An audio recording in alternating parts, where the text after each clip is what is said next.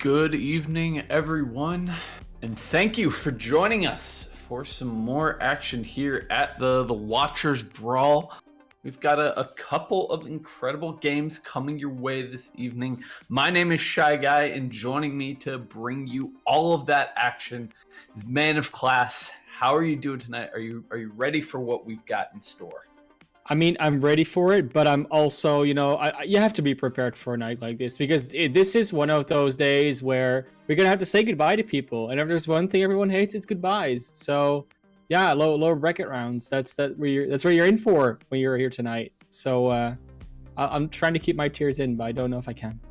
Yeah, well, there's no tears just yet. Just hope for both of the teams that we've got going into our first match, and that, of course, is going to be Magna Ventus taking on Crimson Crabs, who have actually already faced down the barrel of elimination once and came out victorious, staving it off by winning in the lower bracket first round against Blurry's Money Crew, and now have to face down the challenge of Magna Ventus.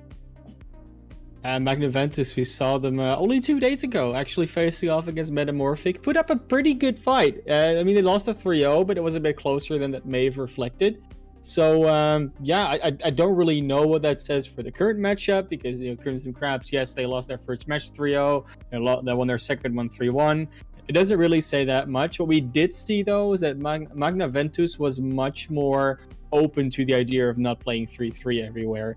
You saw it for both matches on that same night, is that the teams that eventually lost, which not necessarily, the whole story, but on control maps, they would start out on those 3 or quad DPS compositions. The other team would start out on the 3-3, and then usually the 3-3 would have to go back to spawn and switch. And we saw a lot of those interesting switches coming around. So for Magna Ventus, I see something like that happening. Crimson Crabs, I'm less familiar with, but if they've done their homework and looked at that one match, I think they have a pretty good idea of what they're going to run into. For sure. I'm kind of in the same situation that you are when it comes to Crimson Crabs. This will be the first time I've ever gotten the honor of seeing them play, so I'm excited to see what they have in store for us. They had like you said, a kind of a tough showing in the first round, losing a 3-0 to in my mind, one of the better teams in this tournament in Citizens. So it doesn't tell me a ton about how they stack up against Magna Ventus. I think we could be in for a really close matchup here tonight. Both of these teams now have a lot to play for. It's all on the line here. You lose and you go home. Yeah, and it's never a good thing, but it's also, on the other hand, the lower bracket it's a good and a bad thing in the same way, because you still send teams home, but you give them another chance, and you get those beautiful story arcs. The team that fought its way through the lower bracket. Sometimes it's just good to see. Sometimes it just happens. The first round, 2 teams face off that should potentially have final potential against each other, and then the one finds his way back through the lower bracket, back to the grand finals. So possibilities. Not saying it will happen necessarily, but I have hopes. So we're gonna go into Oasis first this time, I think.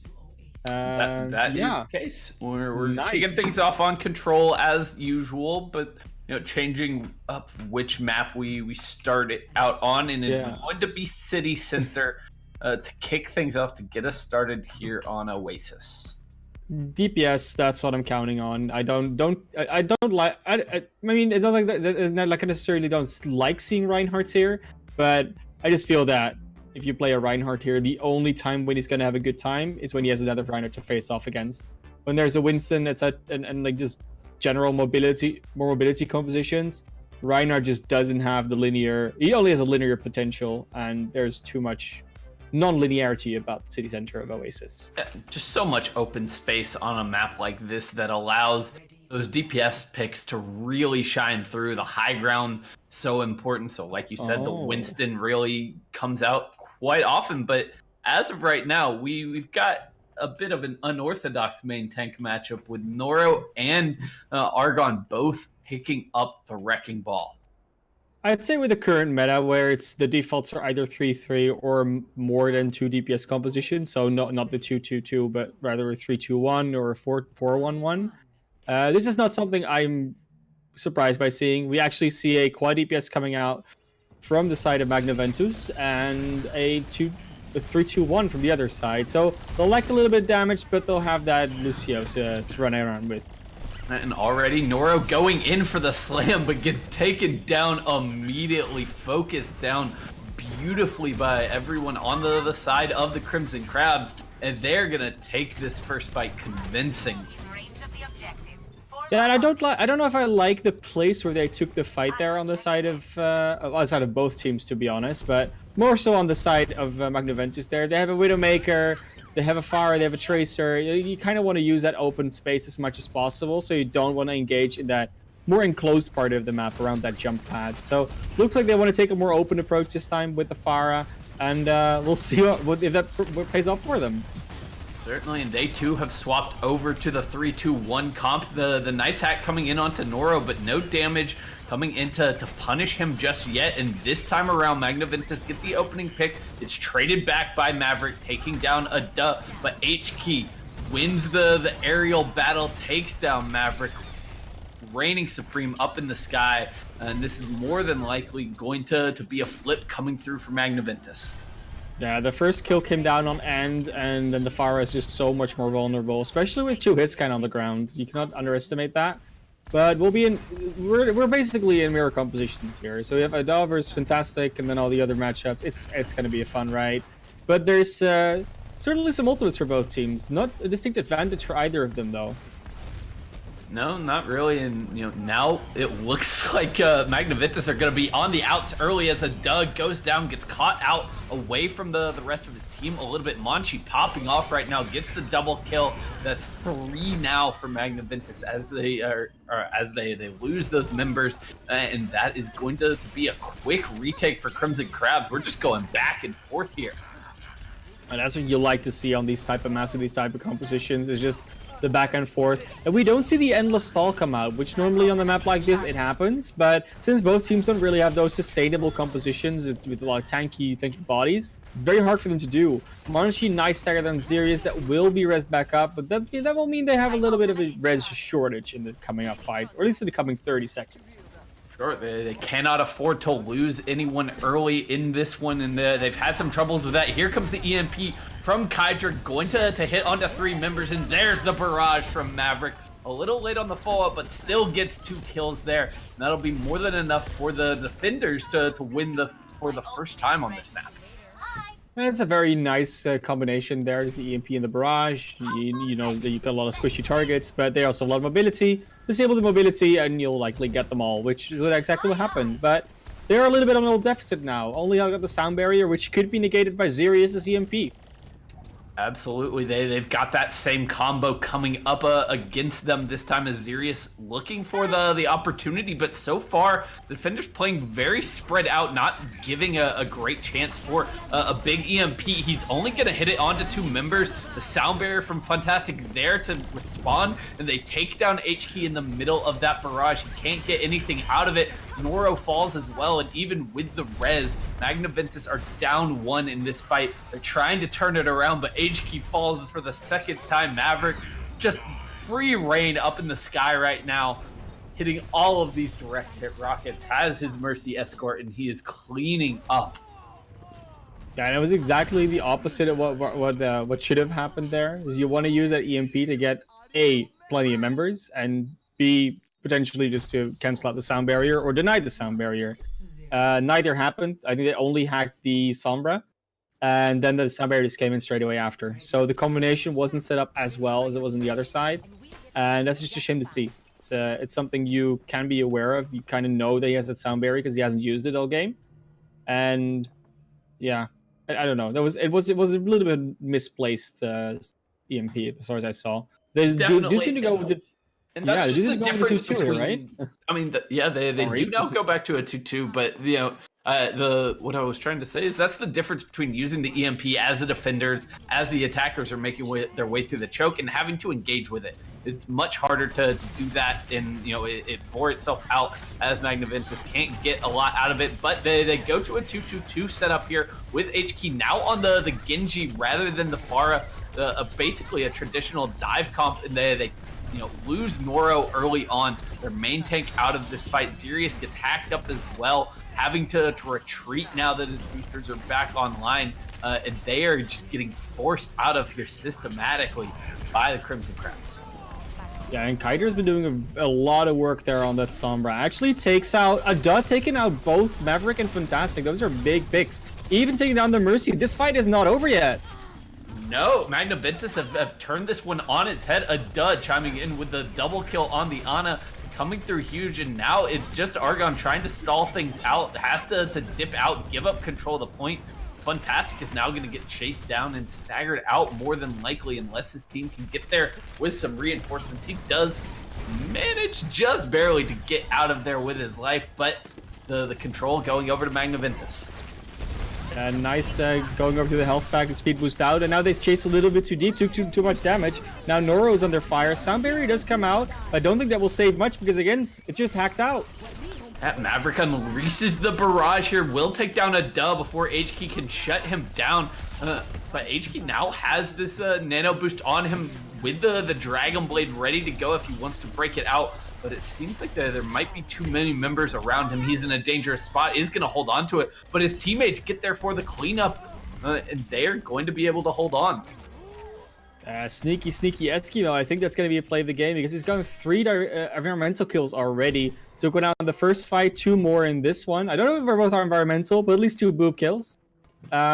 Yeah, so it might either be a card or at least the play of the game. It could very well be possible. And they still got so much in the bank as well for Magna Ventus. EMP, Blade. So there's nothing really that can stop it. Even the sound barrier might not be enough. No, especially with all the swaps coming in, the EMP just going to deny them the ability to use the sound barrier at all. Fantastic goes down. Maverick will follow suit. And now the Blade just for the cleanup from HK. He takes down and probably didn't even really need that one, but it's going to be more than enough for Magna Ventus to retain control. Healer building up over 80%. Crimson Crab's going to have one chance to get back in here. They do have a good chance, though. Both the EMP and the sound barrier can be very impactful. I do want to see Esquivo not use that sound barrier until he sees the EMP come out. So just hide a little bit, throw the EMP out when the sound barrier out when the EMP hits. Yeah, but Hydra knows where he is, gets the hack off, throws out the EMP, goes up on the high ground, only actually hits a couple members with that one. But now it's fantastic. Sound barrier gets canceled out, get hit by the stun, and he loses that. That is the go signal. Eskimo unleashes his. Magna Ventus want to end this here, and now they're fighting a 4v4 on the point, but they just lost their Brigida, the Primal Raging Winston, and come through with the kills for Crimson Crabs. And now they're looking to finish this one off, retake control. They did get the flip in the middle of that fight, so they are slowly building up percentage. Yeah, and when you're Magna Ventus, as soon as you see that flip come through, you kind of say, okay, they're investing in this. We just back out, don't use anything. It was very nice to see HK use his blade when he did, though, because he switched straight away to the Brigitte after realized that we're never going to get the blade off as long as that Brigitte's there. So that was nice recognition of your win condition, or at least your usage for the ultimate. And they've got another EMP coming up. Nothing to really block that, but they do have to make sure that And cannot do this get the Transcendence off here. Certainly, that's got to be the priority target for what on the other side, who's got the EMP ready to go now. Gonna throw it up on the high ground, but And is way early on that. Transcendence stops his team from dying in that situation, but still, HK has chimed in, finds Kydra. Fantastic down as well, and it's all falling apart for the Crimson Crabs here. They're not going to be able to hold on to this, even with the Graviton Surge. It gets eaten by Xerius, and with it go the hopes of the Crimson Crabs of turning this one around. Well executed dive coming through from Magna Ventus to secure the win here on Gardens. Yeah, they kind of show what we've been seeing a lot in all levels of play, is that triple DPS is very nice, quad DPS as well, but a 2-2-2 would generally win out against it because the tank coordination, like the dive tank coordination can be so good, together with the peel for the supports and the DPS running in. So that is why you saw that happening, where it was quite dominant in the first place for Magna Ventus. And then Crimson Crabs tried to adapt to it with different composition. This is the map, though, where we won't see any of that. We'll just see the 3-3. But Kydra might stay on this Sombra, because he's doing a very good job on that. No, he's been having quite an impact in this series so far, and definitely going to be sticking with that pick as he goes out for some early scouting. He's going to know exactly what they're up against before the rest of his team, before Magna Ventus know. But now the two teams clash on the point. Can Magna Ventus press the advantage of having the true 3-3? They get Maverick down early, the Zarya into the pit for Monchi, and that is going to be all she wrote. Crimson Crabs just have to tuck tail and run away. Now, as soon as that hack comes out, or maybe they saw it before already, they had the Sombra, they're like, yeah. So we chase her away, we straight away went into their front line, because they don't have a diva. They have less damage mitigation, less damage in general. It's just a nice, and less health, of course, because there's just 400 mech health missing. Oh, so very now nice they get the chase on the Monchi. Oh, he was trying to go for the flank while the rest of his team went on the right side and just cannot quite get away with his life there. Good response from Magna Ventus to hunt down the kind of the flanking Zarya and buy themselves a little more time. Very nice, nicely done. Just a few extra picks, not a whole team wipe, but you don't necessarily always need to get that because you know the 65 is already paid, but a huge EMP coming out straight away, 6 hacked. And Noro goes down immediately. The rest of the team able to back off with the rally, so they're still in this fight. 5v6. They've still got some ultimates to use. What about to get to that Graviton Surge? A duh with a beautiful Transcendence. Stops any value coming out from that Earth Shatter from Argon. And now Noro is back into the fight. He comes through with a Shadow that hits absolutely nothing. And now the cleanup is coming through on the back of that Graviton Surge from Monchi. Yeah, very importantly as well, Eskimo wanted to use the sound barrier into that one, but he actually got charged against the wall by Argon, so now the sound barrier is gone, which they wanted for next fight, and guess who has it? Fantastic does. So they are down a little bit in the ult economy. They will have their rally and their self-destruct. I don't know if that will be enough. Nice flank shatter coming out though from Argon. He only hits a dub, but that might be the only one he needs. It just wasn't quite a quick enough of a scout coming through from Magna Ventus, and they're going to be sent back to spawn once again. Yeah, the one that really needed to get out there was What, but didn't actually manage to get back into spawn. Is still ahead in ult charge of Monchi, but with the current pace, that won't last that long. No, definitely not. That could easily be online for both of these Zaryas in the next fight if we take some time. It might not happen, though, as Kydra not if Kydra has anything to say about it. He's got the EMP ready to go and is gonna unleash it. Hits all 6 members, and the cleanup come through for the Crimson Crabs as they surge forward. Absolutely, Argon gonna swing his way through the team, gets 3 kills, might get some more as Monchi chimes in as well. An entire team effort there from Crimson Crabs, and just very well done to only use the EMP in the route there. Yeah, it is not just that Kydra is using it at the right time, it's also that Magna Ventus is not really adapting towards EMP play. They play still very close together, so 6-man EMP is almost inevitable. Even if you hit one on the side, you still hit everyone. So I would like to see them do something about that, but they hit a good grab, maybe get some value out of that. They do get Argon, that's a nice pick. They got proactive with that grab, but they trade back and forth now. Noro down into the pit could give a decent advantage over to the Crimson Crabs, and they're going to capitalize on it.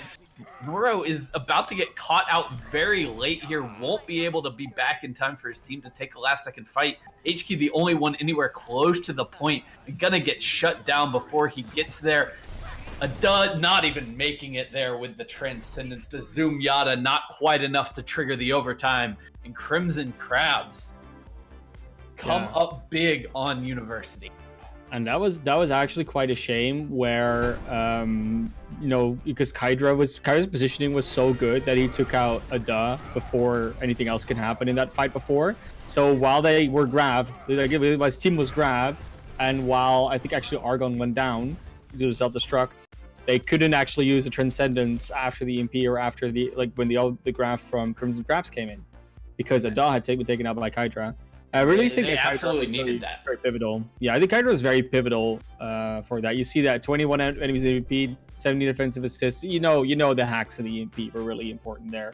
But yeah, no play of the game for Lucio there. Bit of shame, but I mean, if you swing into a grab, you get all 6 kills credits, then I guess that is a little bit better. But that's how I mean, hey.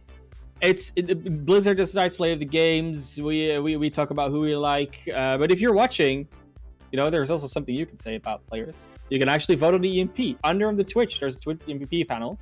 All the names of the players are there. You just click on them, and then you see how many votes everyone's gotten already. But if you're on DLive, we understand. Don't worry, DLive is a great platform. But if you want to vote for the MVP thing, just hop over to Twitch, vote, and then leave again. We won't say anything. It's been done. People got more votes, so that might help them out. For sure. And, you know, it would be I think you would have to be leaning towards Kydra after one map, but we still got a long way to go in this series. And now we get into kind of the juicy portion of the match where the map bans start coming through, the hero saves and bans start coming into play. And that's when things get really interesting. Yeah, Temple's already been banned out, so no Temple of Anubis today. I'm sorry for everyone who likes to go to the desert. It's not going to be there. We've deserted it once again. But we can go to Eichenwald, which is what Magna Ventus really wants to do. And I like it. Eichenwald's been a fun map. It's one that I like in my pool. Not as much as Numbani, but you know, it's not on the pool, so I'm happy that they pick Eichenwald. But it will depend on which heroes they save and pick. Know what's going to be happening. Do you save Sombra? They save Sombra. Yeah, well they do. I mean, Kydra is making the picks, so obviously that Sombra is being saved there. I get it. It's not something I'm opposed to. I want to see Magna Ventus if they run into if they're either running into the 3-3 matchup again, like the 3 against the Sombra Goats, or you know in any other way. I'd like to see them deal with Kydra a little bit better, because Kydra has been doing a good job, but Magna Ventus has also at most times kind of been playing into it. That first fight on Oasis University was very well done, because then they realized the hack was out, the Kydra was out, and then they engaged the front line. But in those other games, in a lot of other fights, they went proactive, but they went proactive without knowing where the Sombra is. And if you do that, then she can just be behind you and pick up your Zenyatta, for instance, which is exactly what happened. So, yeah, if they're gonna play against the Sombra again, I'd like them to see adapt to that a little bit better.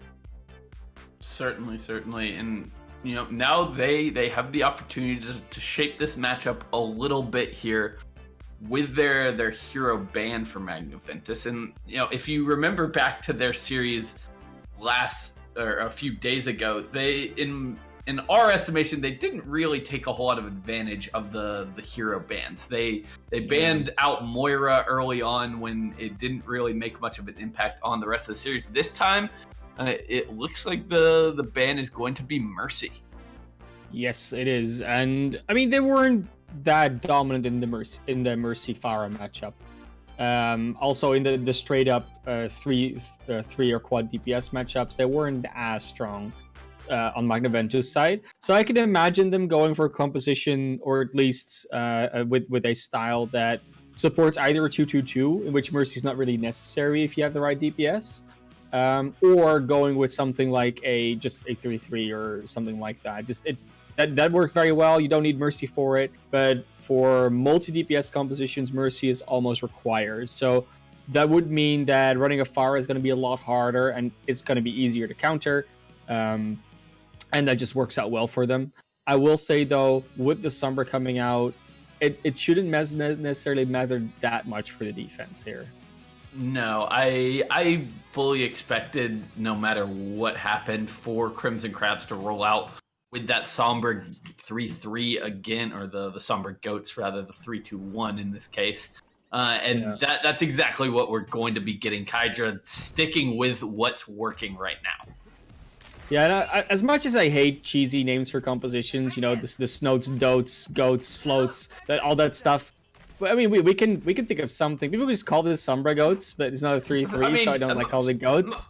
We call it like the Digital Death Ball or something. I don't know. We gotta come up with something. We gotta come up with something. I've heard Cyber Goats, which I don't hate, because this is kind of.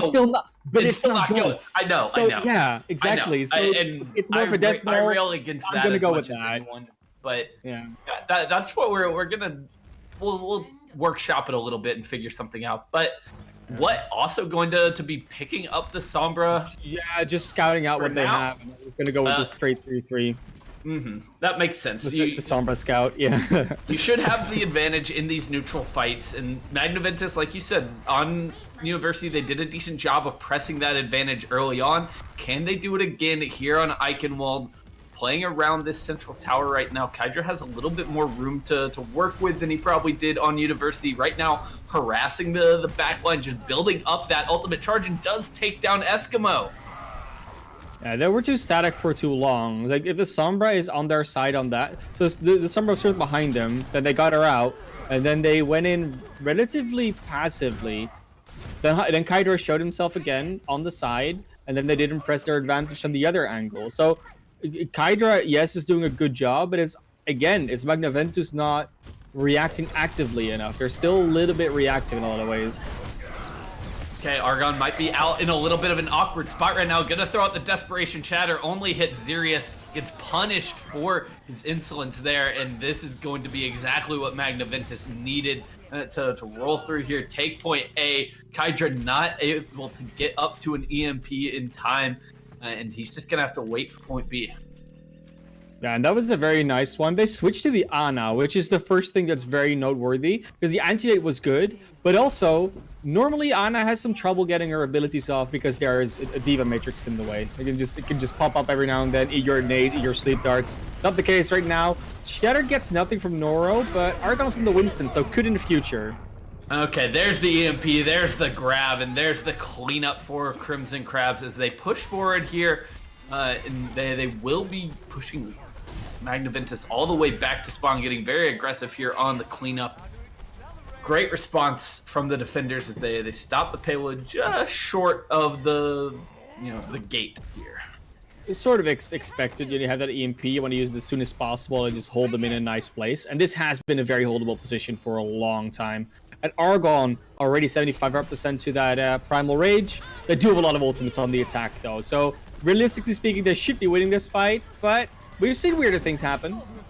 There's the grab coming out from the sound barrier to answer it out, but not going to be able to save Argon or Monchi from Xerius' self-destruct. And the remaining members of Crimson Crabs just have to try and escape with their lives, and not going to be able to do so as the payload keeps moving. You would think that they maybe use a little bit much ultimate, like many ultimates there, but situationally, they're not off that bad. Noro almost getting moved off the map though. Has to be careful. Fantastic, not taking no for an answer. Keeps chasing him. And he is still kind of behind enemy lines a little bit right now. Escapes back with his team and is continuing to go for these boops. This time gets punished out. Magna Ventus ready for the Lucio this time, and even with Argon going in with this Primal Ridge, he does get Noro off the edge of the map. Xerius is out of mech. This is still turnable for Crimson Crabs, and they're surging forward. They take down Eskimo, they get a duh, and even with the nano boost on him is not enough for Magna Ventus to turn that one around. And that's interesting that Noro went off the cliff there due to that Primal Rage, because they did have the position to stay alive there and not fall off the edge, but Noro apparently is being able to be juggled away. Actually even charged into the corner. So curious to see how that happened. Maybe we'll get a play of the game. I doubt it because it was only one kill, but still possible. Monchi has a grab. Kydra has the EMP. They won't need it this fight, it seems, but they do have him for the next one, so that should be an easy win for them. Yeah, Noro just gets discorded and melted down by the Zarya, the Winston. A barrage from And is more than enough to take down the Reinhardt, and now that just allows more time for Crimson Crabs to build up to these ultimates. They used those support ultimates recently, need some time to get back up to them. They're gonna have Kydra's EMP for this next fight. Yeah, it's coming up and it's coming out. Kydra's gonna be jumping down from the high ground there. Both gravitons though, so not a lot of follow-up, but EMP will probably follow right away.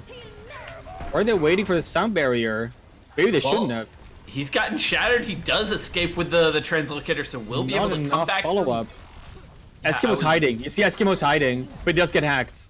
Yeah, well-placed EMP from Kydra right there is going to hit onto nearly everybody from Magna Ventus, and once again, Crimson Crabs do a really good job of sustaining through that fight, not going down even as the ultimates came out from Magna Ventus, and they are able to hold on here. We're now down to just over a minute remaining.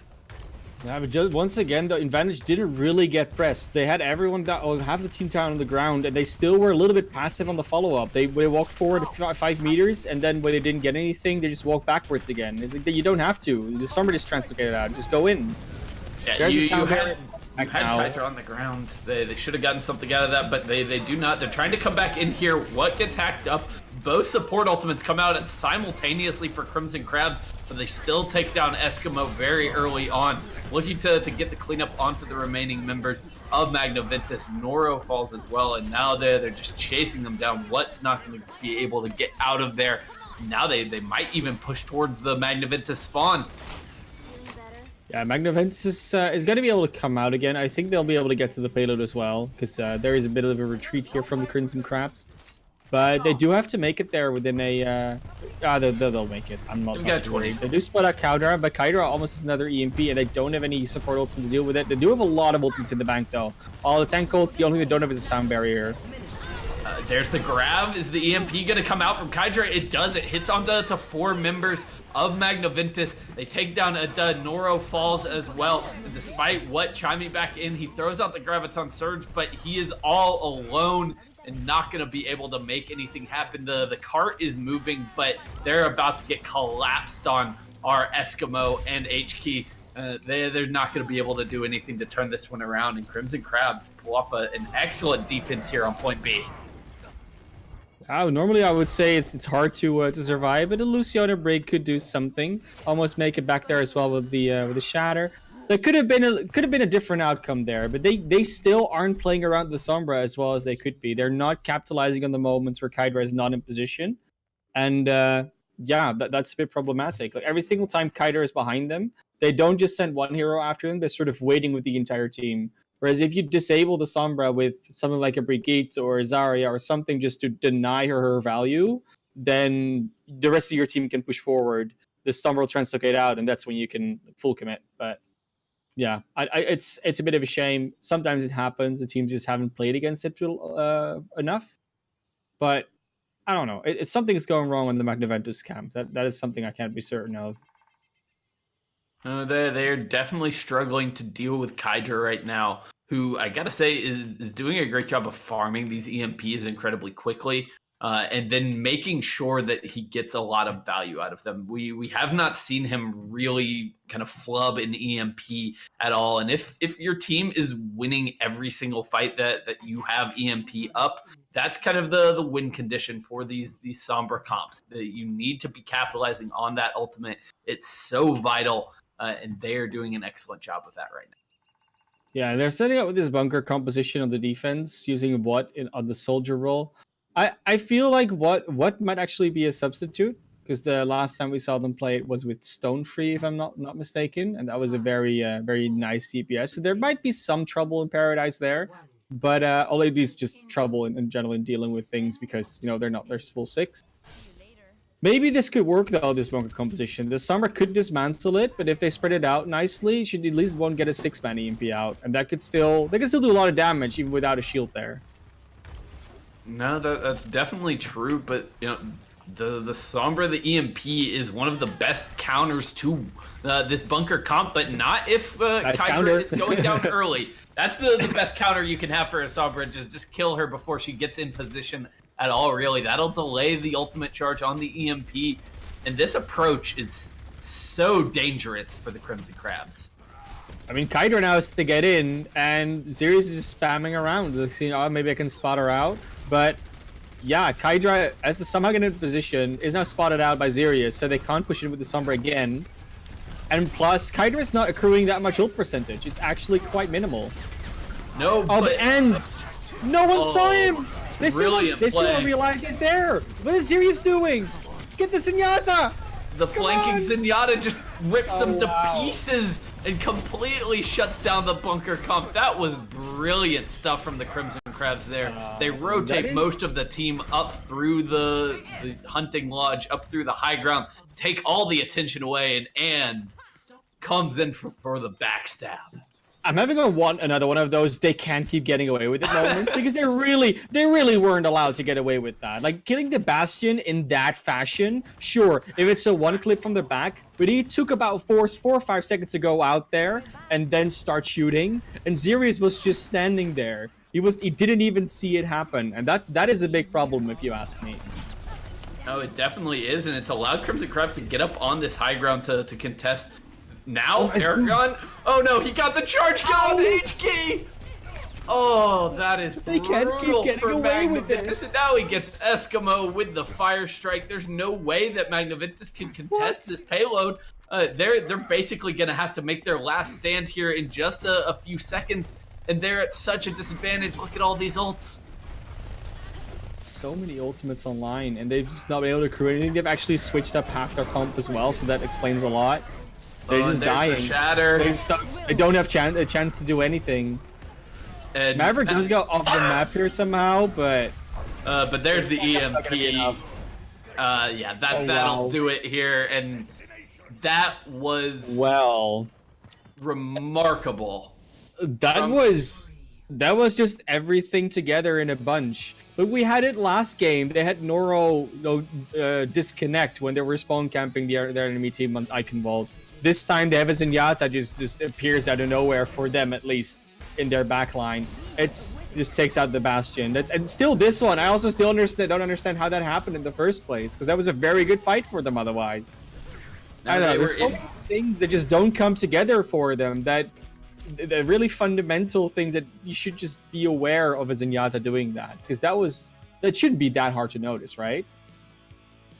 On one hand, it is kind of hard to notice, but at the moment it was happening, unless Xerius was right on top of, and there was not really any way for them to save the Bastion at that point. Once he starts firing, that's enough, right?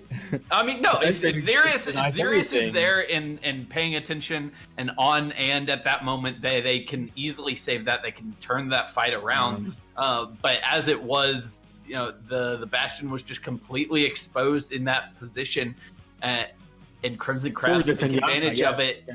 Oh, it was just everything that possibly could have gone wrong for Magna Ventus on kind of went wrong there. Yeah. And then they had Argon isolated up on the high ground. They had him in a terrible position, and somehow he charges his way off and takes HQ with him, and it just all fell apart. Chemo. It's yeah. I mean, Argon is doing well. Don't get me wrong, but that was just something else. And it was just a perfect storm. So like it really, with the Zenyatta situation, really reminded me of that one playoff game between Gladiators and Spitfire, where they had the Brigade waiting in spawn and they just switched to a Widowmaker. Yeah. Like it really felt like something like that. But this didn't feel like a cerebral play. This didn't feel planned out. It was just like, and was just like, oh yeah, sure, I just walk out. And yeah, it was more of a... I think it had to be planned because he was not with the rest of his team. The rest of his team was making the rotation up to the high ground like you would expect, and he was waiting for it. So on some level, I think it might have been the plan there, and it works out beautifully for Crimson Crabs. Yeah, now you know what we'll have to hear about that, because obviously we'll get it. We'll hope to. Assuming Crimson Crabs close this one out. We should get an interview with someone. Looking ever more... I will say it's looking ever more likely. Like, Magna Ventus just... They either have very bad luck, or it's just not going completely according to plan today. We saw them win one stage on Oasis, and they got quite close to winning that map, but Eichenwald was just... That was just a walkover. That was... I mean, maybe it would have gone differently, but... I don't know. They're going to Junkertown. Okay. They showed maybe we'll see the Orisa ban again. That's been fun. It's true. It's definitely a possibility, but I feel like, I mean, they played the Orisa Bastion there on their Eichenwald defense, so maybe that's something they want to try here on Junkertown as well. So they, in my mind, if that's the case, they're obviously not going to ban out the Orisa. We'll just have to see. On the other hand, though, I mean, they had to have a very strong point A defense, so that's sometimes why you put that bunker comp in, just have a full hold. And, as much as they might want to run on attack, they might not want to run against it on defense. And sometimes you get these Junkertown maps where both teams will run that exact same attack composition, and then it's just who defends the least bad, because they keep finishing out the map with it. And sometimes some teams just don't want to go into that. They just want to play it once and then they're done. So then they just ban out the Orisa, which has been happening quite a lot. I don't know if Crimson Crabs will... Yeah, they say the Sombra again. I would not say they're a Sombra one-trick team.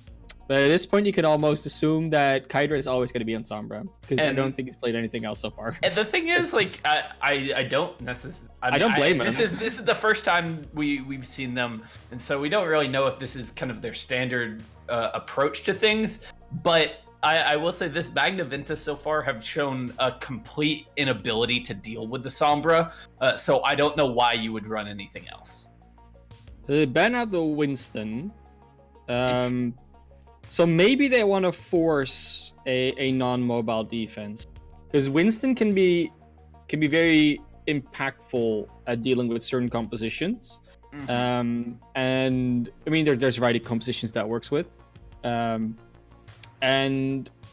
the Sombra is I mean, she's good with most compositions, right? So you can be in dive in 2-2-2 and in 3 DPS, quad DPS, the 3-2-1, as we saw. So she's in a death ball style. So the Sombra could always be run, but a Winston really banning out a main tank really limits the style of competition you can play, because a wrecking ball is not good as he's okay as a main tank, like solo main tank in a multi DPS composition. Orisa is okay with a Bastion. Reinhardt is okay with a Death Ball. But Winston, if you want to run more than... Like, if you run a Diva, for instance, you kind of need a Winston there. The Wrecking Ball doesn't combine with it as well. And I'm pretty sure they haven't practiced for that. So... certainly, this is an interesting ban. I think it works well, considering, what Crimson Crabs have been able to do with those Sombra kind of dive compositions that they've been running. Because even when they're running 3 tanks, they're still, at times running the Winston. We saw it there on their Icon Wall defense, where they really shut down Magna Ventus. The Winston was a huge part of that. So they're just limiting the opportunities for the Crimson Crabs to make those big plays and capitalize on those EMPs with the Winston. It does seem we might have a little bit of a thing.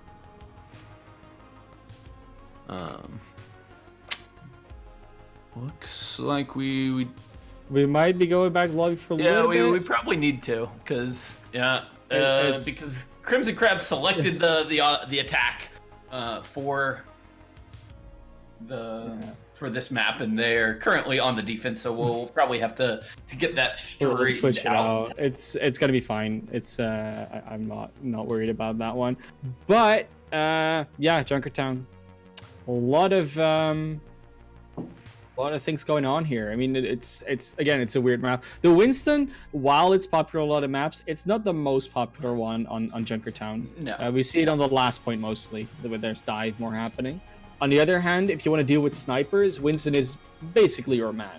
It's very hard to do it without a Winston. So right. I can definitely see it happen that they just want to run snipers and then say, sure, we have a little bit of trouble with dealing with Sombra in the back line, but at least there's no Winston jumping in our face. So it could be possible. Because I'm just trying to think of, why would you ban out Winston? What would you want to run in that case, which Winston works against?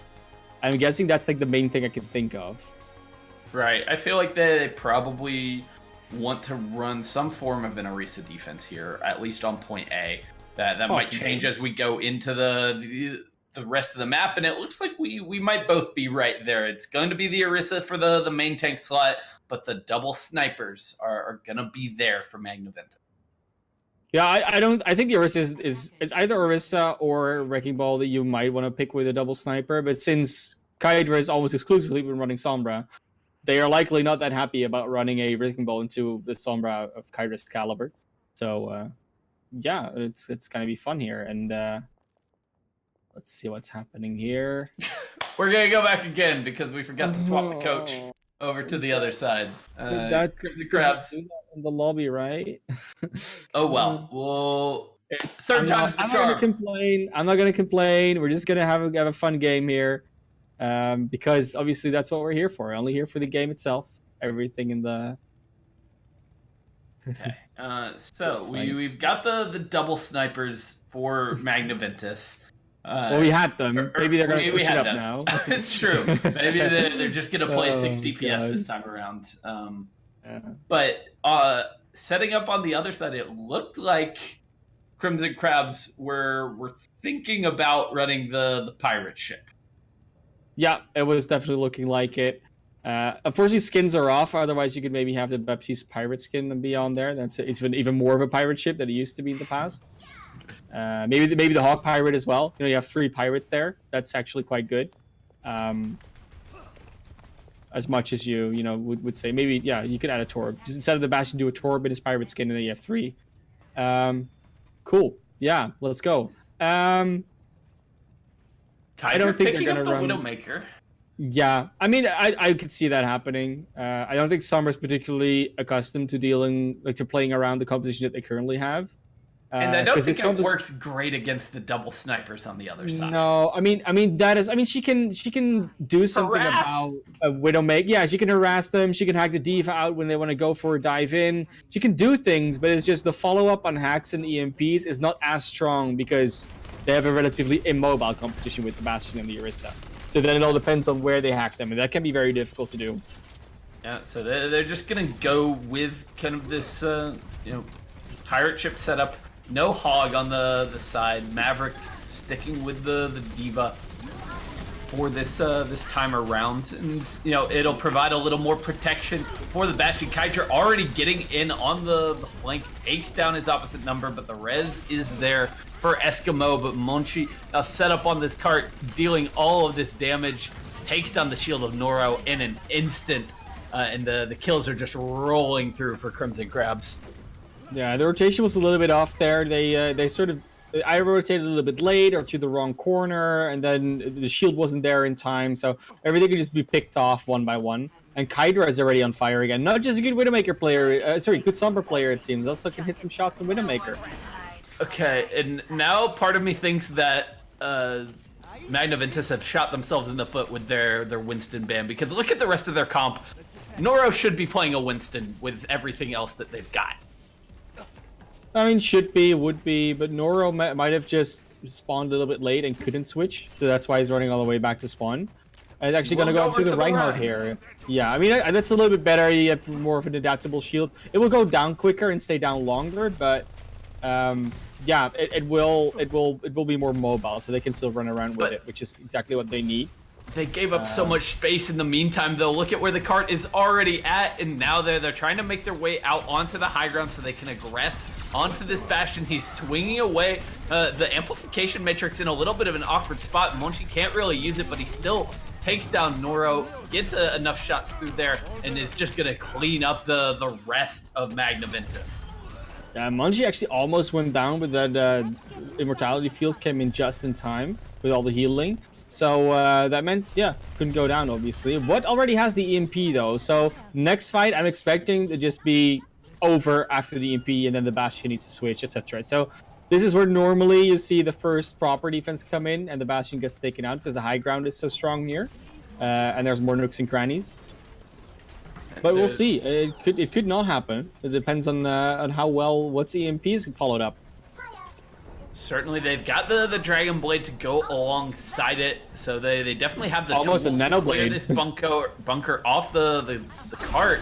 There's the EMP. Nice Here's one. the blade. HK broke going in the back, takes down Fantastic. Was away from the immortality field. Now doubles back, gets onto the rest of the team. Monchi goes down, and finally this bunker has been unseated, has been taken off the cart. They've just got to deal with Kydra and Argon. So many still going point. down, though. I think Like, they're Argon finally took going down to get one, the Maverick up. took down another. I don't think they're actually going to get Argon. So Wow. Argon was all the way on the mega health pack, took down Ada, and was just allowed to walk away because they here's didn't the follow tank up with the same mode. targets. Monchi going in with the Bastion ultimate, looking to get HK will take down the Genji and buy his team some space. That means he's going to be able to set back up on the cart as the Bastion. And that's all because well, like I said, they lost a few people there. Otherwise, you just put the Reinhardt up and then throw the Nano in there. And now even Zerius is down. So they had a brilliant defense, used a wonderful EMP and a blade, and then they died. It That's just their wasn't main issue decisive here. enough. They have to get, they have to be able to keep more members alive on the cart in that fight to hold down the defense. Now look, we're at 4 minutes and they are about to finish out the map. This time the Amp Matrix right in front of the Bastion. The charge is going to be able to take down Monchi, so no more Bastion. The res is there though to bring him back into the fight. HK gets the nano boost and goes to town with it, is able to take down 3 and stabilize things just a little bit for Magna Ventus. It's still now a 2v2 on the card. Yeah, they should be able to take this out. HK is on Fantastic here, so Fantastic should be going out of that Genji.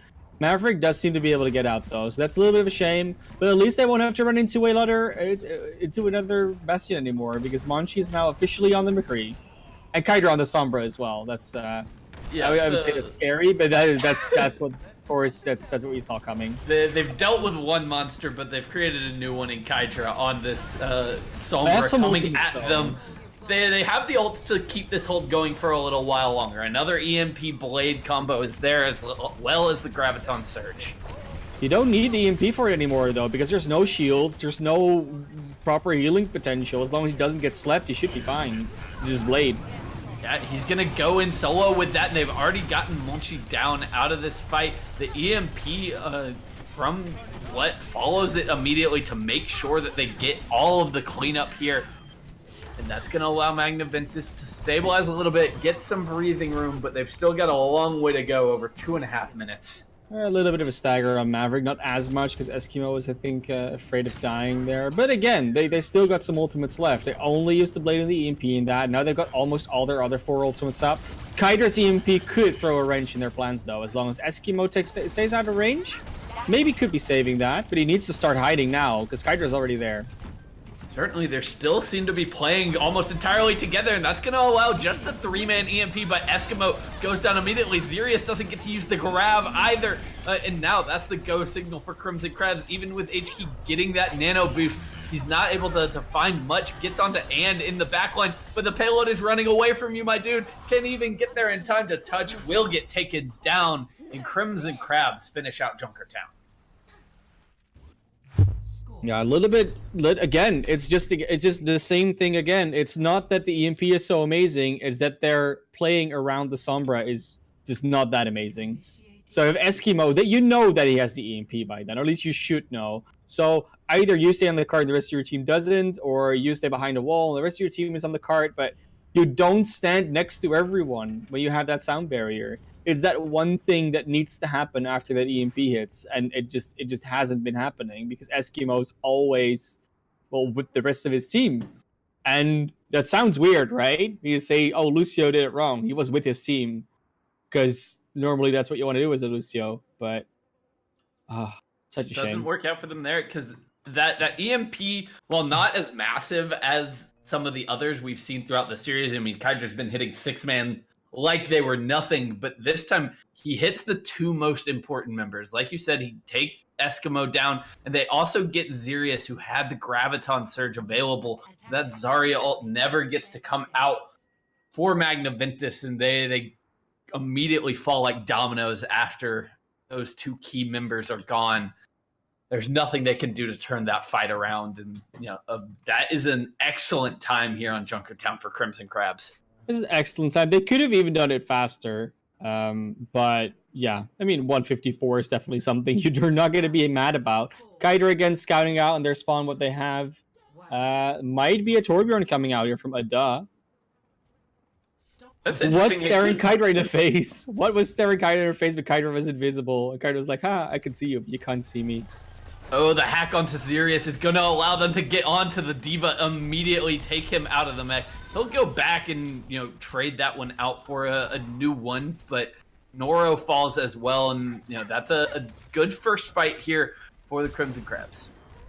Kydra already charging another 60% for that EMP. They are running a double support lineup here, but not with that much healing. Now they're going to go with the traditional 3-3, saying, okay, we're going to take this out, but even if they finish the map here, with these compositions facing off against each other, that would almost 100% be a slower time. Just from how competitions work, that should be lower time. For sure. Crimson Crabs should be winning some fights off the back of Kydra's EMPs at the worst, but they are going to lose this one as what goes forward with the Zarya. Magna Ventus able to press the advantage that their comp gives them in these neutral fights. Kydra not quite yet to that EMP, and Crimson Crabs have to back off. Kydra has it now, though, and they're going to be able to come back in with that EMP. But he's getting chased. He does get taken down. Ooh, had the translocator in the wrong location. Just gets a little bit caught out there, and now Monchi goes down. They're not going to need ultimates here. They're not going to need ultimates. Beautiful. That's a good thing. That's a good thing indeed. That gives them a chance now to finish the map with a pretty good time. Yes, it will, like you said, probably wind up being slower, but they're going to get point A off the back of those few key pickoffs there, and that is exactly what they needed with their backs against the wall. They could be pressing even further here because the Brigitte spawn is actually quite far away, so it is still a 6v5 if they press their advantage, or it is a 5v5 if they press it well enough. But Kydra's setting up for that EMP from the high ground, already hiding up there. Xerius is checking it though. Oh, and Eskimo gets slept. Gets barely out. Escapes. Nice. He should not have lived there, but there's the EMP from Kydra. The Shatter immediately to follow it up is going to put Noro on his back. The Transcendence not quick enough from a duh to save the Reinhardt. They're turning this back around in a little bit, but no. Oh, they're not. No, they're not. Graviton Surge puts a stop to all that. The big deal about that as well is that Eskimo did not even have the sound barrier yet.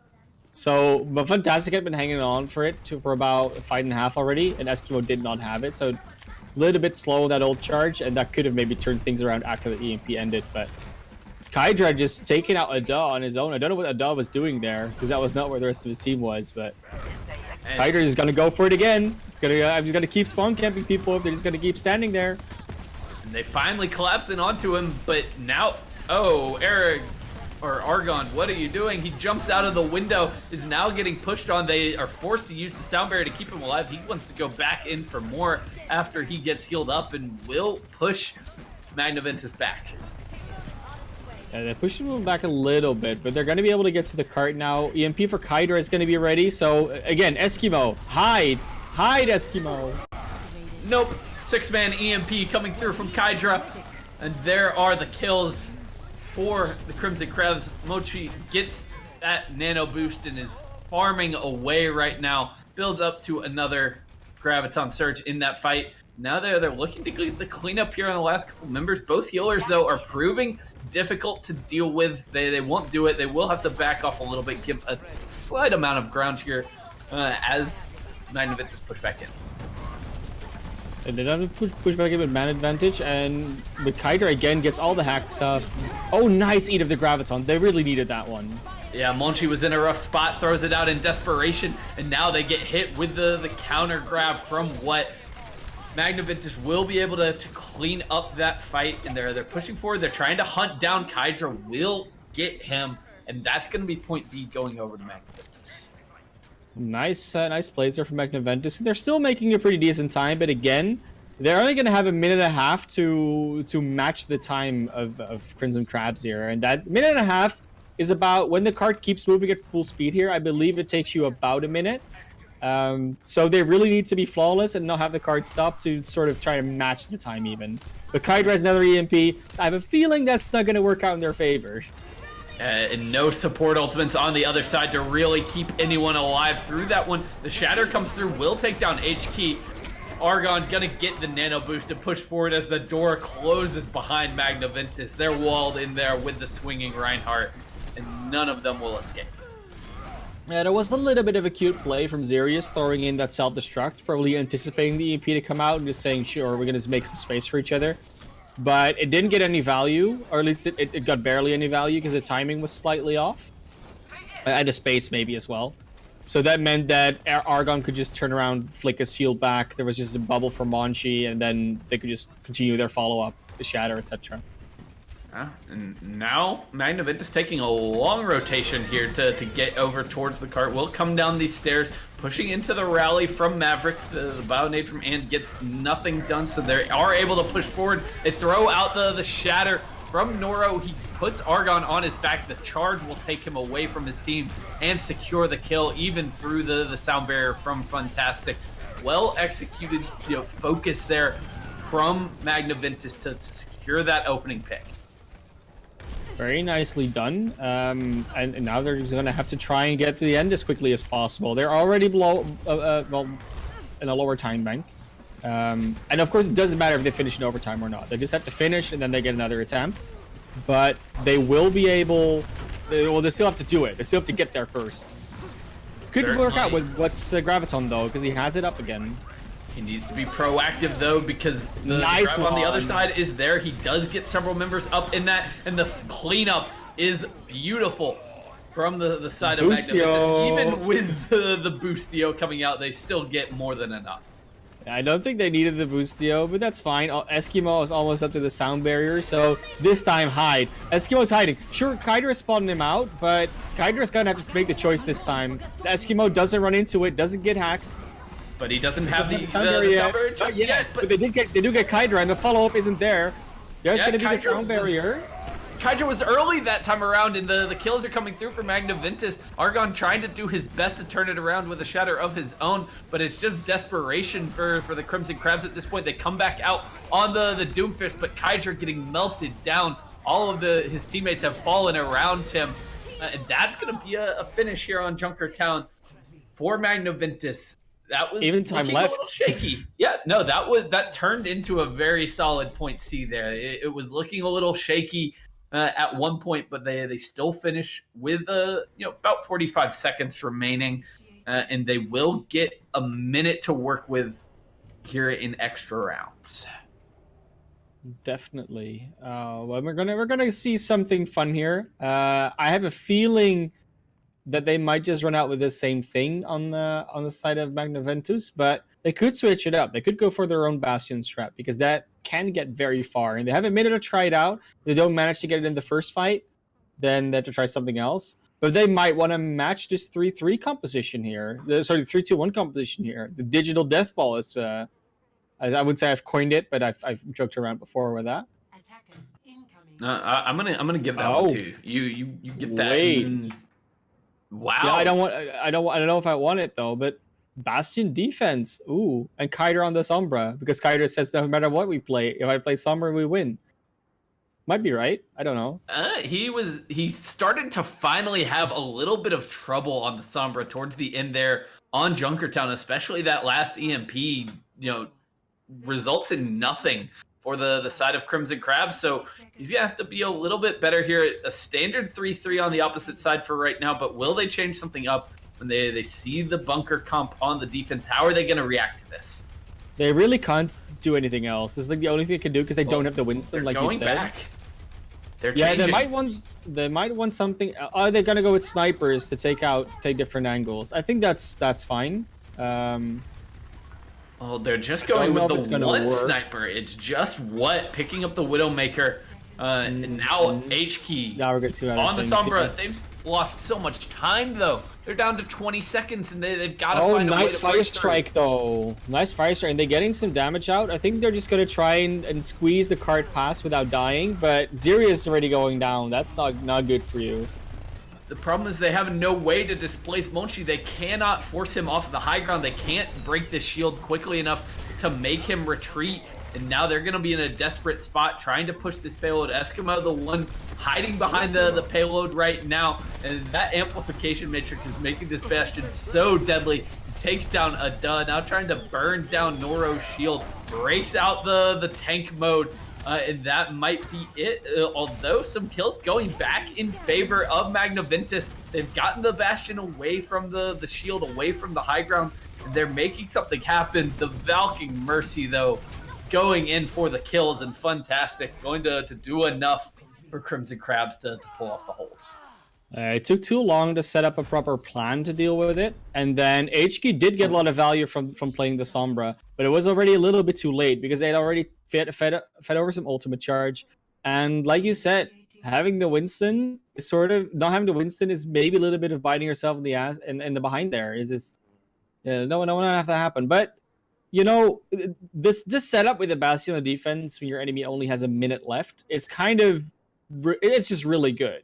Because essentially you're saying, usually you have to either break this vanilla, so in the first attempt, or you're going to break it after 2 or 3 minutes when you finally got a nanoblade and an EMP up.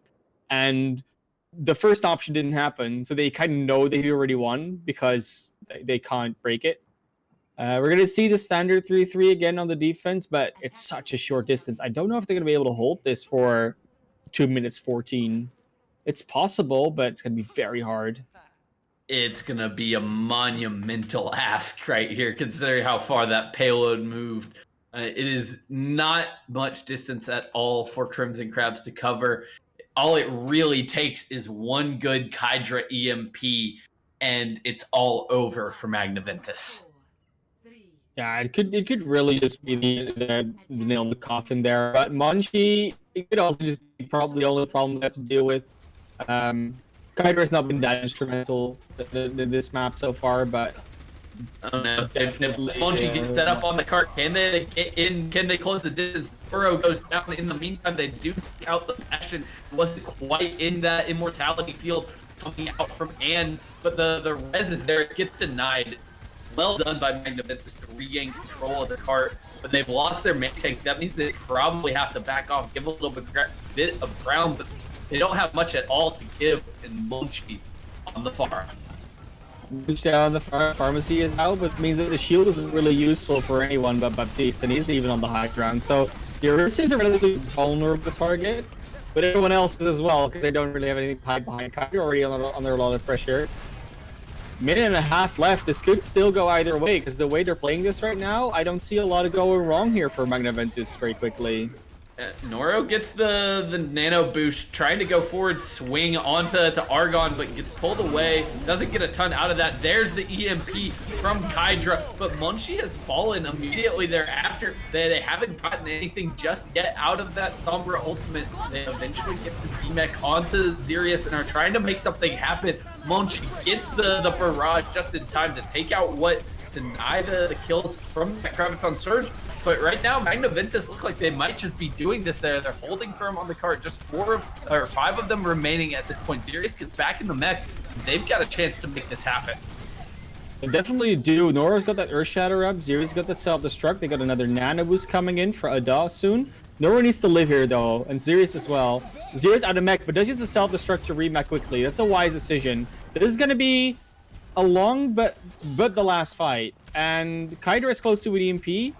And that Self-Destruct could very well combo with that, but they need to hit a good one. And that Shatter from Noro it could be so instrumental here.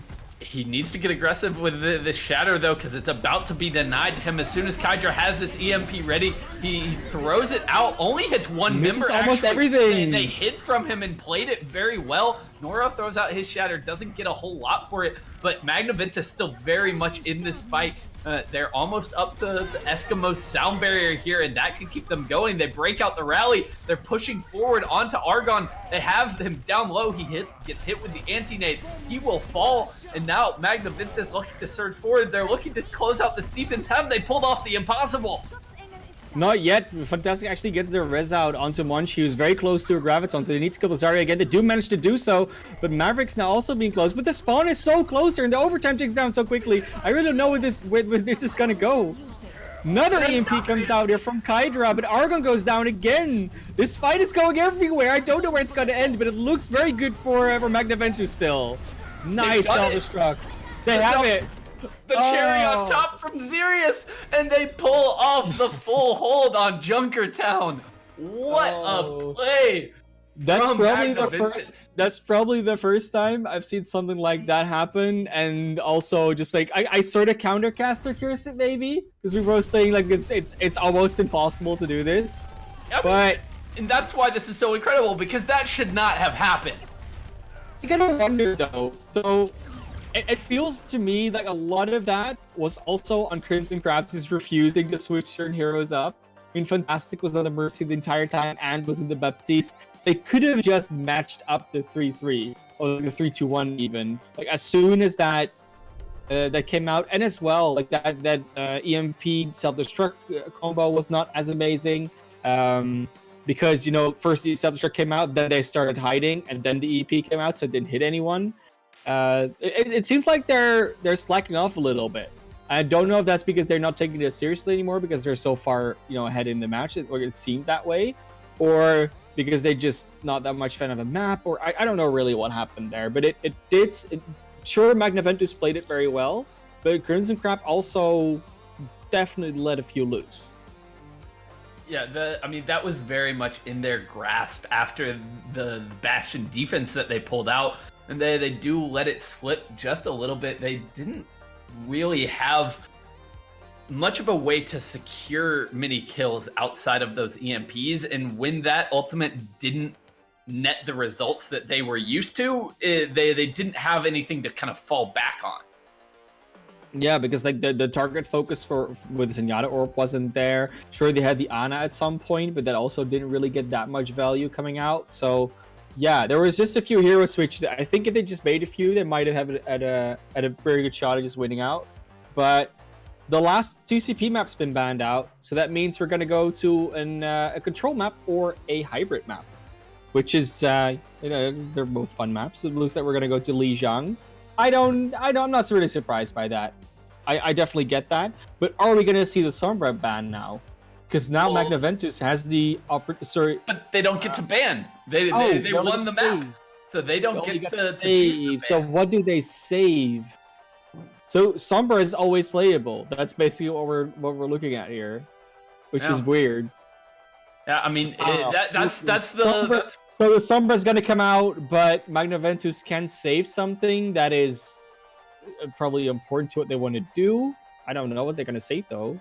Maybe an Ana if you are fully protecting, like expecting the Sombra on the other side. The Ana has been kind of their go-to response, and it's been working out pretty decently. Ada was brilliant on that last defense, even before when they were still running the Orisa, his biotic grenade, he kind of single-handedly secured a kill onto an Orisa at one point. He was hitting a lot of big bio nades, so I think that would be a decent choice here for Magna Ventus. We'll see what they think is kind of the most integral thing. They saved the Diva though. They saved the Diva, and I think I like that because I mean you want to be able to deal with Pharahs and some. You can also do a lot with what was I gonna say, with zoning out a Sombra, just 360ing around you. They do ban the Winston on the side of Crimson Crabs, but I don't think that's not that big of a problem. Because either you force a DPS matchup or you do something that's just a 3-3. Like again, it's not the biggest deal to ban out. It didn't have that much impact on Junkertown, and I don't think it's really going to be that impactful here. Maybe a little bit, but I don't know. You do see a fair amount of Monkey, especially on the garden stage of Lijiang. So it could affect how these teams want to approach it, but neither of these teams have really leaned super heavily onto it, and obviously it's not a part of Crimson Crab's strategy here. So we'll see what they have in mind, because they chose to bring us here to Lijiang, where we're now on gardens where you might see the Winston. So now the ball is kind of in their court. I think though on the Oasis we saw it happen where they both came up with the Wrecking Ball, and then they swapped over to the Winston Diva on the side of Magna Ventus, which is if you swap over to a 2-2-2 dive that should normally deal with multiple DPS DPS compositions. So it might just be I think we're better at the multi DPS matchup. You can't play goats into that, so we'll just ban out the monkey. So you can't play floats into us, and you can't play dive into us. Good call, my friend, because both of these teams right now showing us these mirror 3-2-1 setups with the Far Mercy, the Tracer, and of course the Sombra, Xerius, and Kydra picking that one up. Yeah, so that's going to be who's going to have a more horrible time, Noro or Argon. That's what we're looking at. Because Sombras are going to be all over those guys, and it's up to other people to peel for them or to not let them get hacked or do anything to them. Okay, what makes the Widowmaker though? That could be impactful if he can put pressure on the Maverick. That's a nice pick straight away. Well, and res it though, or will that not be the case? Yeah, that res comes up. They'll be missing that for the fight though. And now if you lose your Pharah or somebody else in the middle of this fight, you can be in dire straits. But the two teams just kind of posturing around right now. What? Oh, nice shot. Beautiful headshot onto And there, taking down the Mercy. So much of the healing now gone for the Crimson Crabs, and Argon goes in deep, and they're gonna get repelled on this first fight. Very nicely done. Munchie does take out what in the end, but then res just comes in. It's fine. You don't mind losing that, giving up the res for that, because you're still in control. Not that much Pharah air-to-air coming out on this map. That was doing very well for Crimson Crabs and Oasis. I don't know why they're not doing it right now, but we'll see if that comes back. Another nice shot from what they're really having some trouble running into this Widowmaker. Munchie have switched over to take the duel, it seems. Yeah, they've got Noro now isolated a little bit off on his own, but he'll be able to roll away, get some healing from Ada. And right now, Crimson Crabs just have to find an avenue of approach into this map. They've got to find a way to secure some kills, but so far, Magna Ventus just playing incredibly spread out, just not really giving them the opportunity. Yeah, Ant was going so low there, not really being finished off, but they're waiting for a little bit of ultimates here, and they have some on the red team here, not so much of the blue team. So Magna Ventus a little bit of an advantage, especially with the Valkyrie coming out. But do they get some kills from it? They do. Kaider going down straight away. Nice pick. They finally dealt with what though, but still the trades are firmly in favor of Magna Ventus when the res is there as well. And now things start to get a little bit shaky here for Crimson Crabs. You're up at 70%. You need to make a flip happen soon. You've got Kydra's EMP, but Darius has one as well. And Kydra goes down. What again? Just the shot plus the mind is just is a good combo. You can't really escape the mind. Can't just escape from it. Argo might be in trouble. No, gets to go away because the hack didn't come off. Nice minefield on the point. Will it get some value here? See, both EMPs coming out at the same time and both not getting that much value. But I think Magna Ventus was a little bit better. I don't think either of them hit a single person with that EMP. I've got to go back and check. But I saw HP Bro being hacked and Maverick maybe as well. They hacked a few people, like 1 or 2, like in total, but there wasn't a lot being hacked. You're correct about that one. Those were bizarre EMPs from both of the Sombras, but it works out well for Magna Ventus. No hacks or very few hacks coming through from Kydra means no one really dies on the side of Magna Ventus, and they hold on to give themselves a 1-0 lead, and they're now on the verge of tying up this series. Yeah, series is definitely almost being pulled back a little bit by Magna Ventus here because they're 100-0 on a control stage. They could potentially lose one and then win the next ones, but we see Kydra not on the Sombra. Instead, it's going to be Maverick on the Mei. Ada's going to be on the Ana to start out with. They're probably expecting the Sombra to be there, but even against the Mei, as long as there's no Diva, Ana is very viable. So I'm curious to see how this is going to work out. They're obviously not going go through high ground, avoiding the space where the ult gets most value. So let's see how they play this one out. And that wall not really going to be enough to separate them. And Argon getting hit with that biotic grenade goes down low. Kydra goes down to the charge from Noro. And Magna Ventus trying to press forward with their advantage right now. They will be able to do it as HK goes in, takes down 2. And they will get the first take once again. Yeah, that's really what you want. You want that first take with the Mei. Maverick getting a lot of ult percentage there, but that's likely not going to be enough for them. Zerus is still out of mech though, and Eskimo also going down. This could be a very big retake. That might be enough for them. They will have the mobility disadvantage here. Yeah, but Noro now kind of in an awkward spot, blocked off by that wall, is forced into a corner. The healing is there, though, from Ada to keep him alive for now. Here comes the Blizzard, and can they get out of there? Noro not able to do so, will fall to Monchi. And now the Nano Boost on what is trying to turn this one around, throws out the Graviton Surge, but the Transcendence is there from the side of Ant to keep everyone alive. The counter grab coming through from what gives them all the cleanup that they need. They will get the flip here at about 40%. Yeah, and make them throw this kitchen sink and then some at that. The only thing they'll have is Fantastic Sound Barrier. They might have not used that just because they didn't have it yet. So there's actually almost an advantage here. They're going to have a hard time running in through this wall. They really need to make sure they get through without being walled off, because otherwise they're going to have some very hard fights coming up. Choose to go to a different route here. I don't know if that's going to be helpful. Oh, they're trying to bait them out. What did you bait? Oh, that was an excellent fake coming through from Magna Ventus nice in the shatter as well. Noro not going to get anything to Sound Barrier from Fantastic, keeps them alive for the time being, but we've got a scrappy fight in this lobby area as both Reinhardts go down. Maverick zoned away from the rest of his team right now, so it's a 5v4 in favor of Magna Ventus. The team's still trading, but in the end, the advantage is going to go to Magna Ventus as they get their respawns in. Can they clean this up quickly enough to get a good retake? They should be able to. I mean, they have the numbers and they have the resources like the nano boost. But Maverick does have an ultimate, so if they want to choose to use that, and I think they will. They do, but I don't think that was the choice to go for. It only finds Xerius in there and Ada just pumping heals into that Diva, and Maverick will fall. It's just the cleanup now for Magna Ventus as they throw out the grab to make sure they get the flip here. Will retake control, 65% on the board for Crimson Crabs. Yeah, 65% is not the end of the world. You'd have liked to take it at 55, so you have a definite 2 fights. But now they'll have 1 fight after if they lose the point, and then another one where they just have to come back a little bit quicker. So it's about 1 3/4 of a fight, I'd say. Wall not paying off that well though here. Yeah, rally out from HK has aligned them to get aggressive. Nice shatter once again.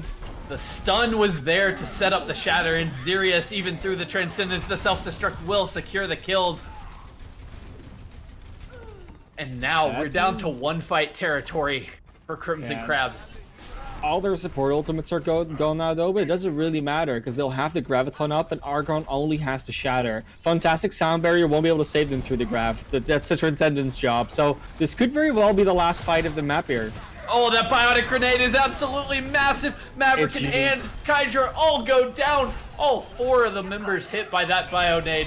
Deleted Fantastic in an try. instant.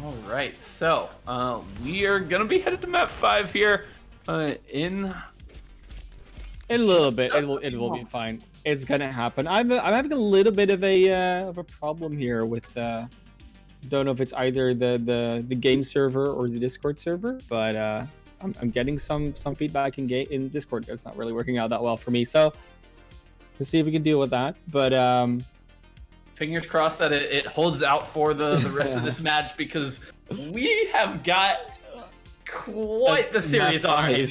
Yeah, it's gonna happen. And with one game of being fully banned out, Control not being playable, Iconwaller and Junkertown already have been played.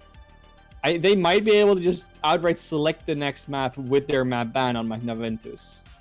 Not entirely sure about that, but I think that might actually be the case. So yeah, they have a little bit more control than they did last time, and they won the last map. So I don't know, that could be very good for them. And they won that map convincingly.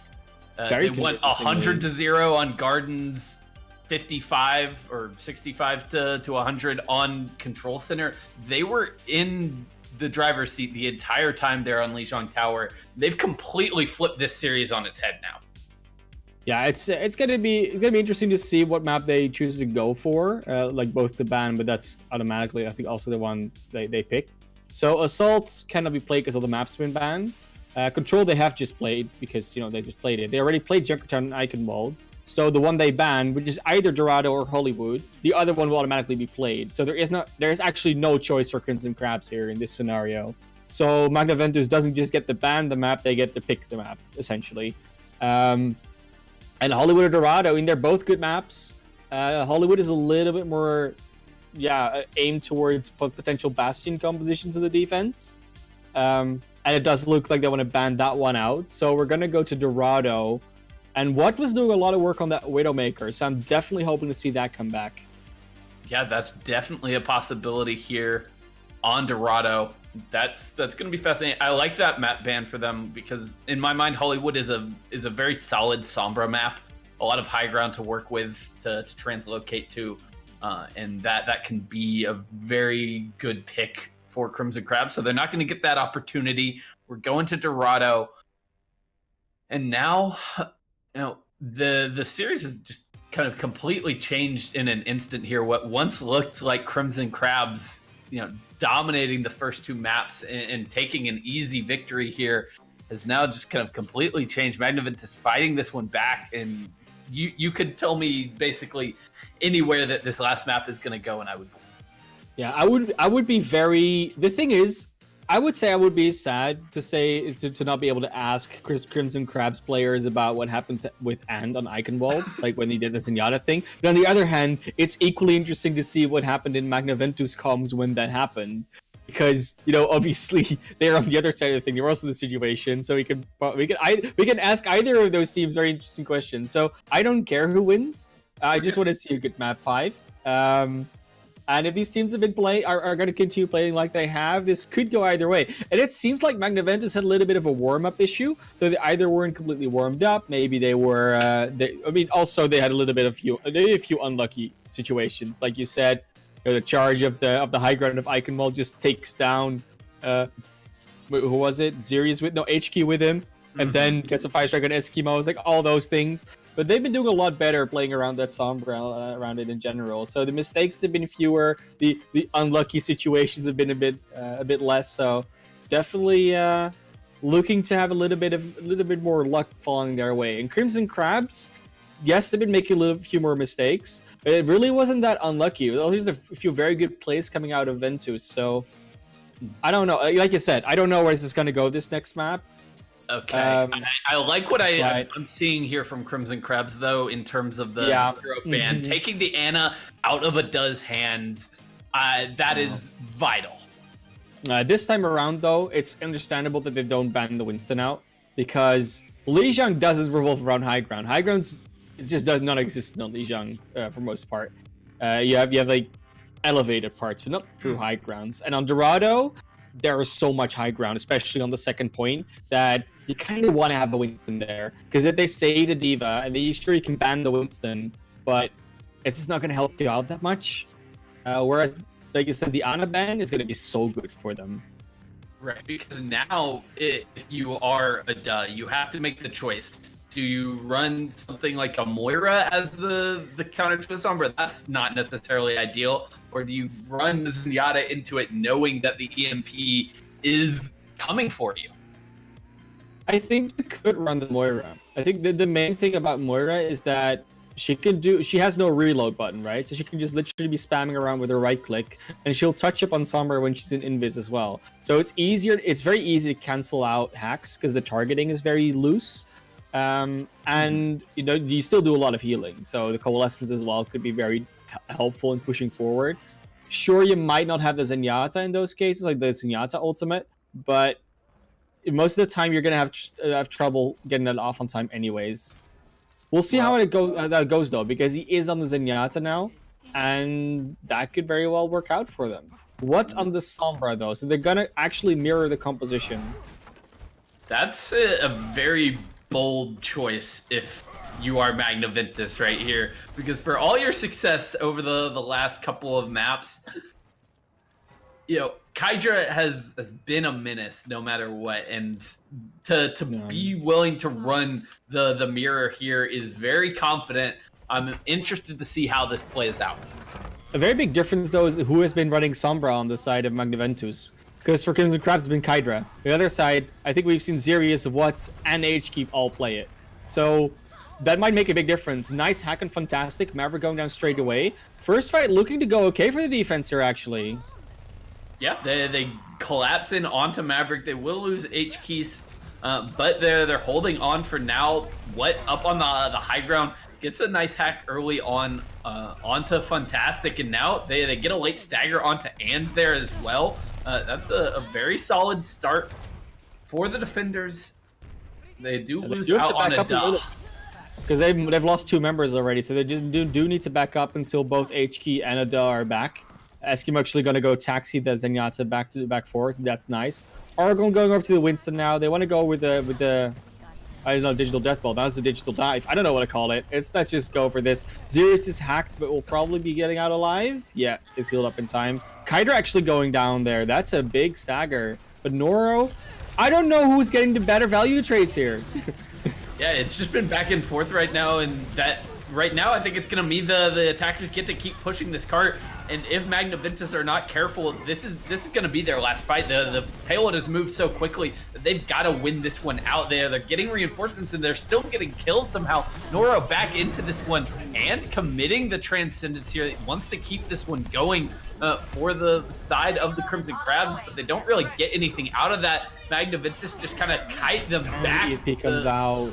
The shatter is not well timed though from Noro, and they don't get anybody with that. Kydra comes back with a 6-man EMP of his own, but again, no kills immediately. Ada will go down. HK falls just before that sound barrier came out, and that is it for this point AD. you're gonna miss that sound barrier because there are already two members of your team had fallen. They get put into the grav. Could have just held on to that. They do hold for about 2 minutes, but it could have been maybe a bit longer. At the point in time where they were started taxiing Ada back, so after the first hold sort of all fell apart because they lost 2 members, they held a little too far forward. That meant that they were kind of being able to be flanked around by Kydra. Munchie was immediately in trouble. They did take out Kydra, but then they lost Noro, so kind of went back and forth for a little bit, whereas they could have given a little more ground and then went in more aggressively, I think.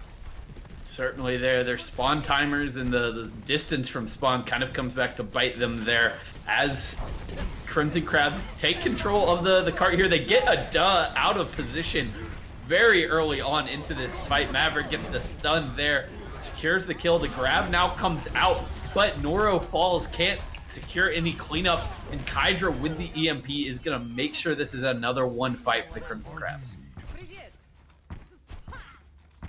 Crimson Crab's doing very well right now. They will not have the EMP for the next one, so what should be able to guarantee a next fight win? And could maybe prevent that. Just timing the transcendence correctly or hiding. And you see, And is actually going behind this wall. I think Watt's spotted him out, so we'll probably hack him out and then do the EMP. That does happen here. He's just going for the kill in the backline onto the Zenyatta, but Han gonna win that duel with the headshot, so now they get to push back in here. No EMP out from Magna. Ventus. Nora will fall in the 6v5, and now they're in danger of just getting steamrolled through Dorado.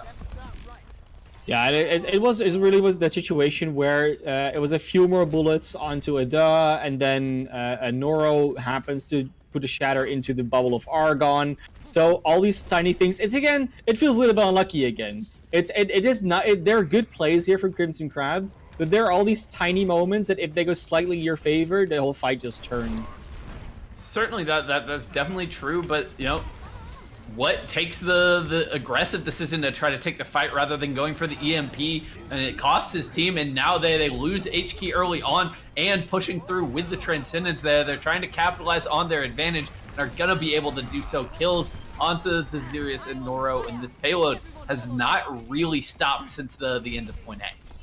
Yeah, because what is just being zoned out by either Transcendence or just and killing him outright. Now he knows that the Transcendence isn't there. As long as Fantastic doesn't get the sound barrier off, they should be able to follow up on the EMP.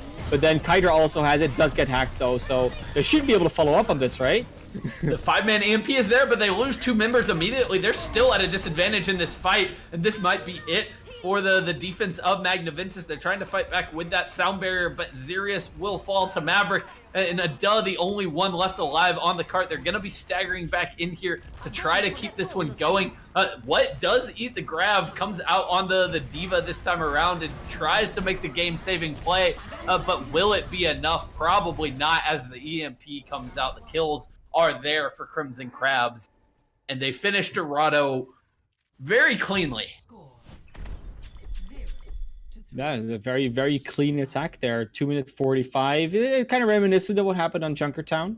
A little bit, I think actually almost a minute faster, but still a very good time there. It was very well played by them, but I do feel there were a lot of timing and positioning issues from the side of Magna Ventus. The decisions of when they wanted to take fights and how they wanted to take certain engagements was a little bit odd for me. Like you discussed about what going for that 1v1 with And then if that goes wrong, he did get the hack off. You kind of want to you could also just say, okay, hack him. Maybe I don't kill him, but at least I go to his team, EMP them, we get some kills there before the Transcendence comes out. Because now they lost the fight on both fronts, and there was no backup plan, and they just lost the point straight away. So they don't take fights to the correct position, meaning that they don't get 3 fights or 4 fights where they can get them, or by only get 1 or 2. So on point A, they got 2 fights. On point B, they got 2 fights. And on point C, they got 1.5 fights. They got 2 fights on point B. On C. But then still... It's true. They could have had a lot more. It's about 6 fights in total. Like maybe 7. Whereas you could go for about 12 fights on a map like this. Because it's very long and stretchy. You just have to finish fights in the right manner and engage in the right positions. And they never were really able to do that. That's also because of Crimson Crab's good play. but they also put themselves in those positions a lot of the time. Yeah, and now Magna Ventus going back to the standard 3-3 this time. Kydra still, of course, sticking with the Sombra as he is accustomed to at this point. But that means Magna Ventus are going to have a decent advantage in this early fight if they can press the front line down and try to get aggressive here. That's exactly what HKey is doing, trying to go in onto Argon, but Monchi punishes him for that aggression, and now it's a 6v5 in favor of the Crabs. Yeah, Argon was going very low, still going very low, but they just don't manage to get the kill. They do get Ant down, but Kydra is taking the off angle. It's once again, they just have to deal with it, but Noros gets a nice shatter on a Fantastic. But they don't kill him. They don't get the Lucio, and he comes through with the sound barrier, the counter shatter from Argon, and knocks them all on the ground. The EMP now out from Kydra. Can they get the cleanup, though? They're trying to press forward with Monchi and Argon, and there come the kills. Argon in a rough spot. They're trying to collapse on him. They will take him down. A late grab out now from Monchi, or sorry, from What is not going to net them anything, and the defenders will hold. That's a very interesting decision to press that Q button there from What. I don't know if that was... I think it might have been accidental. They did take down Argon late, so if they finished up the fight quickly, they could have started engaging sooner. Argon isn't quite there yet, so if they're quick, they could maybe get some advantage. But no, Argon is back, and they couldn't capitalize on that anymore. And taking a very nice off angle, not getting any kills from that.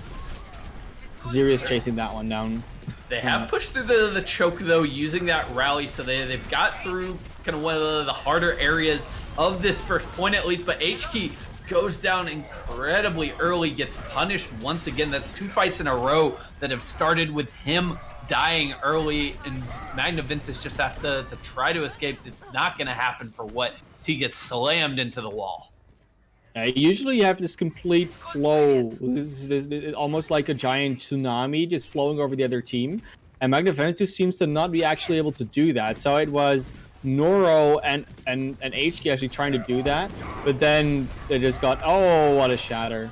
The sneaky Argon. shatter from Argon lays them down, secures the double kill, buys Crimson Crabs more and more time. Yeah, they're styling on them right now. That's what they're doing. It feels like we're back to map 1 and 2 at this point. Like kind of, yeah. And I think missing that Ana is apparently a very big deal for them. But they could still do it. They could still finish out the map. It's not over by any means. And they did it on Junkertown, so it's possible. Maybe that was the reason why they went to Dorado, because they wanted to have another escort map. But Kydra is ready with the EMP, just standing there with the translocator, and there is the EMP.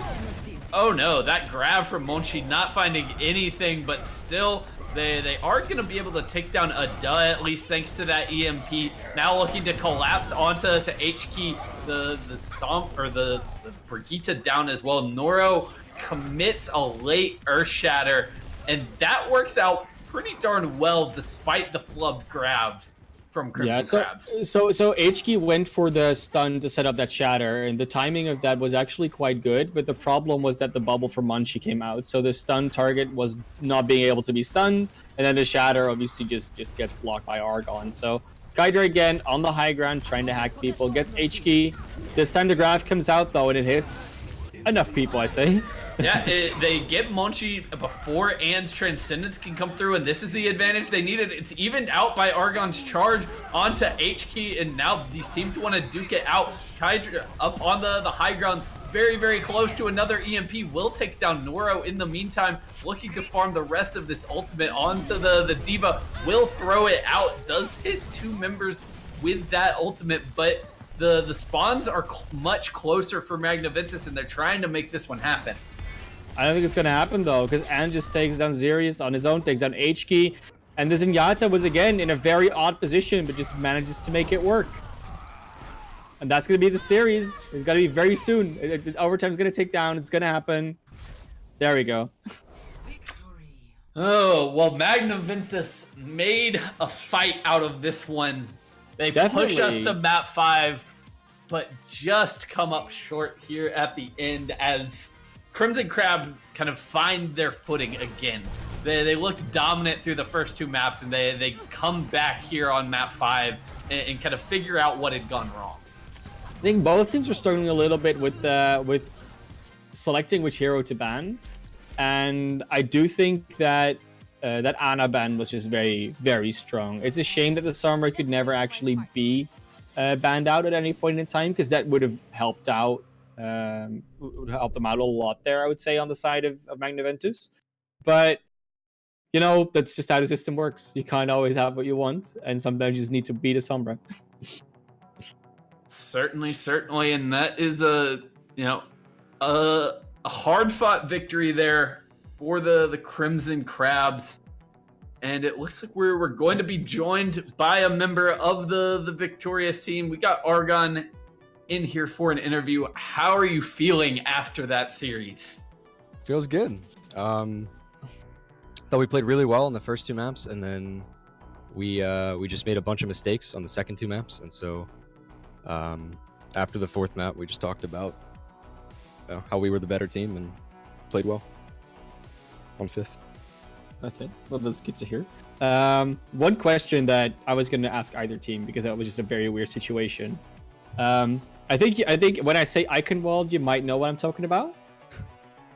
When And pulled off the solo kill onto the Bastion, we were left kind of flabbergasted as to how that happened. Yeah, because it seemed planned because he was hiding underneath. But is that something you often do against bunker compositions, or is it just something he does on his own, or how does that work? Yeah, our plan was just to send most of our team behind. I think when we went behind, they seemed kind of distracted, and then he was just kind of set up main and sent a volley and got the pick. So I don't know, that's hard to deal from. It is hard to deal with. I mean, the thing is, because the enemy D.Va was actually in a position to see it happen, and I don't think he saw it, but otherwise he could have stopped it. But that, like you said, it's a very nice strategy and a nice play. Well done about that one. One of the other obvious questions that I think I kind of should add is Sombra really that integral of a part to your team, or do you often also play other types of positions? I think this is the first tournament we've ever played Sombra Goats. We never play it.